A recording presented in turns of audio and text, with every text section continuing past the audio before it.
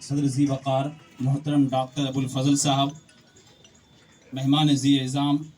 ہم سب کے محبوب اور ہر دل عزیز ایم پی عزت مآب چودھری محبوب علی قیصر صاحب، اور آج کے سیمینار کے مہمان خصوصی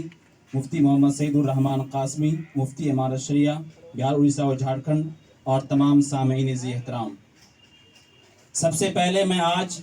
کہ اس باوقار بزم میں جو Al-Muslim educational and welfare foundation تریامہ سہرسہ کے زیر اہتمام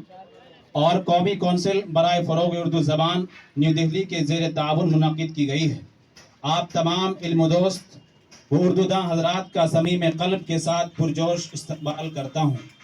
اور شکریہ بھی ادا کرتا ہوں کہ آپ نے اپنی گوناگو مصروفیتوں پر میری اس حقیر سی دعوت کو ترجیح دے کر تشریف آوری کی زحمت گوارا فرمائی۔ ہمیں یقین ہے کہ انشاءاللہ آپ کا یہ تعاون ہمیشہ ملتا رہے گا۔ محترم سامعین ذی وقار، آج کی یہ جو انٹرنل پبلک اسکول میں منعقد کی گئی ہے، اس کا وہ خد و خال فکر سر سید کے امین و ترجمان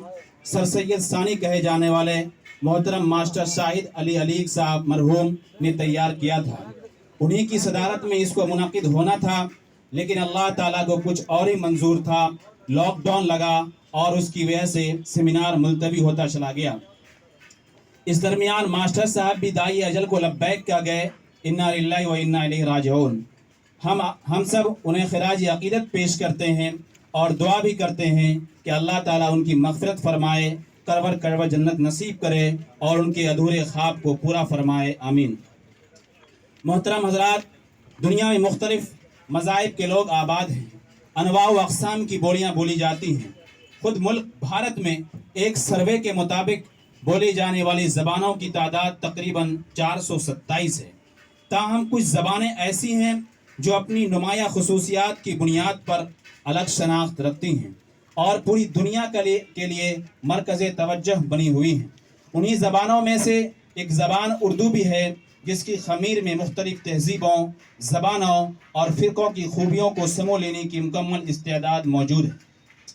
یہی وجہ ہے کہ ایک طرف جہاں ہر کوئی اردو کو بڑی آسانی سے اپنا لیتا ہے، تو دوسری جانب اردو بھی بڑی آسانی سے ہر کسی کو اپنا لیتی ہے، اور اس طرح اپناتی ہے کہ نہ سرحدوں کے اختلاف کو دیکھتی ہے، نہ مذہب و ملت کی تفریق کو گوارا کرتی ہے۔ میرا ذاتی تصور یہ ہے،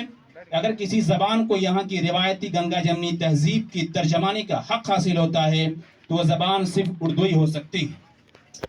اردو زبان محض علاقوں اور خطوں کو آپس میں نہیں جوڑتی، بلکہ دلوں کو بھی فتح کر لیتی ہے۔ یہی وجہ ہے کہ اردو دنیا کے مختلف خطوں میں بولی اور سمجھی جاتی ہے، اور دنیا کے تمام اصناف ادب کا مواد بھی یہاں مل جاتا ہے۔ اردو ہم سے آرزو مندی، فکر مندی کی طلبگار ہے۔ اردو چاہتی ہے کہ جو ان کی زبان پر ہے اس کے لیے وہ زبان کھولیں، جو ان کے خیالات، احساسات، جذبات کو عام کرتی ہے اور دوسروں کے کاموں میں رس مٹھاس کو گھول دیتی ہے، اسے طاقت پہنچائی جائے۔ اردو کو دودھ پینے والے مجنو سے واسطہ رہا ہے، اب اسے خون دینے والے مجنو کی بھی ضرورت ہے۔ ہم اردو پڑھیں،